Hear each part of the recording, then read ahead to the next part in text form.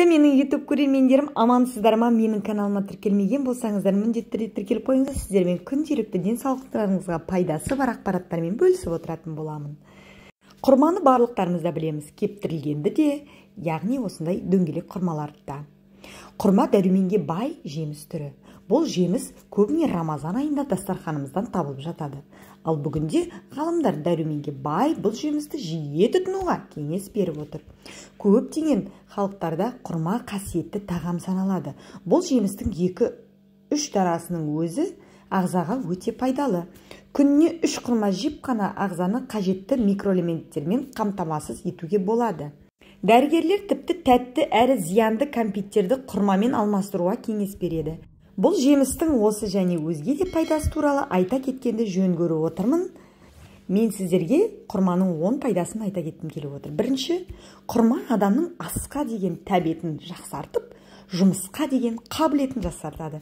Екінші, фруктоза мен глюкозаға бай бұл жеміс жүйкені тыныштандырып, ұйқыны қалыпқа түсіреді. Үшінші, ғалымдардың зерттеуі бойынша құрманы көп жейтін адамдарда өкпедегі қатерлі дертпен ауру кем-де-кем кездеседі екен. Төртінші, құрма құрамындағы магний бүйрекке тас жиналмаудың алдын алады. Сондай-ақ ағзадағы тұзды шығаруға көмектеседі. Бесінші, мәйегін жарақат алғанда немесе күйген жерге жақса тез жазылады. Дәрігерлер құрма жемісін тіс жиі қанайтын жандармен туберкулез дертінде шалдыққанда көбірек жеуге кеңес береді. Құрма йодқа да бай. Қалқанша безінің қабынуымен ауырғанда бұл жемісті жеу дертке дауа болады. Сегізінші, қаныңыз аз болса, бұл жемістің өзінен немесе жапырағынан шай жасап ішуіңізге болады.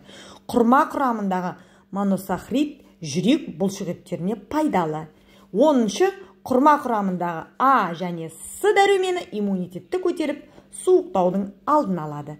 Егерде сіздің жүрегіңіз, бүйрегіңіз, өкпеңіз, басыңыз айналса, ангина, жөтелден құтыла алмай жүрсеңіз, міндетті түрде менің каналымды ақтарып қарасаңыздар болады. Барлығы табиғи жаңағы өсімдіктерден, пияздан жасалған көптеген менің әжемнен қалған рецепттермен сіздермен бөліскен болатынмын. Егер менің каналым ұнаған болса, подписка жасап, міндетті түрде колокольчикті басып қойыңыздар, сіздерден бірінші болып шығатын боламын. Рахмет.